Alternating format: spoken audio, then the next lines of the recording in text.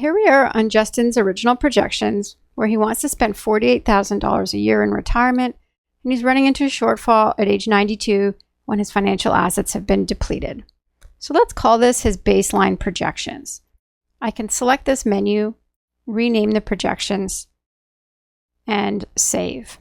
Now let's make a copy so we can make some changes and compare back. So I've just copied this projection. I can also rename it just by clicking on the name. So this could be scenario 2, and it can be, let's call it additional savings. So before retirement, he's able to pay off his mortgage when he's 60 years old. So let's reallocate some of that money into savings. So we'll put some money into this non-registered account, just the same amount that he was paying into his debts before that point. We'll also adjust the asset allocation here and have 40%, 60% investment split like the other assets. So this starts at his age 60. We're going to run this scenario, and now we want to compare.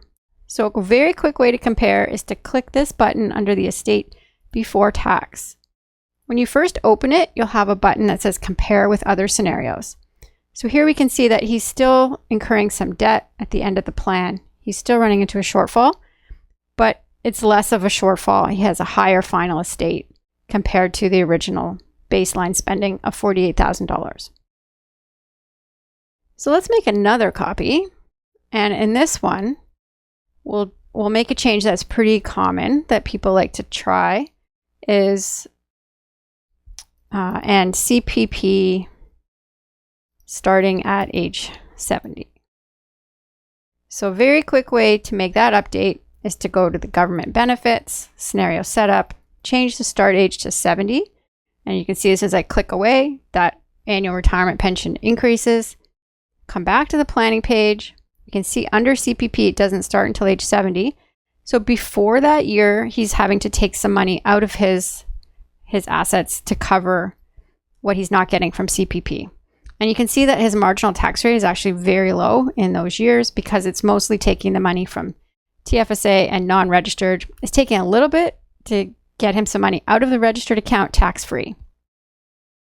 So is this a better scenario for him?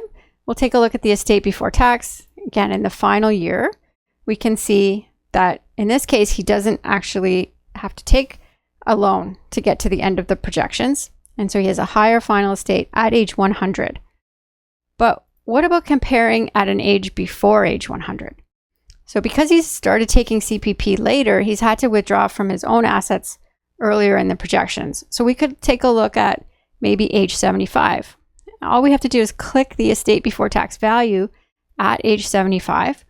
And this is going to let us see what does the estate look like at that time. So in 2049, if we compare, his financial assets are lower than they were in the previous retirement spending of $48K with the additional savings. So the final estate is lower if he only lives to age 75 in these projections. So let's go ahead and make one more comparison. I'll copy this scenario, and this time we're going to make a change to the withdrawal order.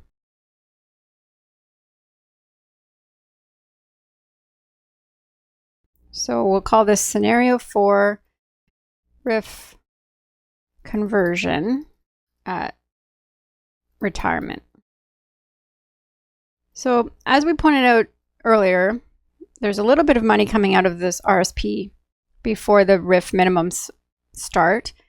But if we go to the financial assets, what I can do is adjust the start age to age 64 for the conversion of the RSP to a RIF. And now if I hover my mouse over the withdrawal, I can see it's taking the minimum RIF income starting from age 65. So this is a way to get blended withdrawals. I've got some registered money, and then I've got some money from non-registered and TFSA. Is this an improvement over the last scenario? If I take a look at the estate in the final year, $651,000 in real dollars versus $619,000 at age 100. So in this case, if he lives to 100, it would have been better to convert to a RIF earlier. But again, you can compare at any given age and then decide what makes the most sense based on your client's goals. Another goal that sometimes people have is to pay the least taxes in their lifetime. So under the income tax section, you can look at the total tax and see how much tax was paid during the projections up until the final estate. So in this case, if you don't happen to see that menu icon, you have to expand the tax section by clicking that arrow so that you can see all of the individual columns underneath. And that's where you find it, total taxes paid over their lifetime. Please join me in the next video where we'll review using Snap's automated recommendations to help Justin reach his retirement spending goals.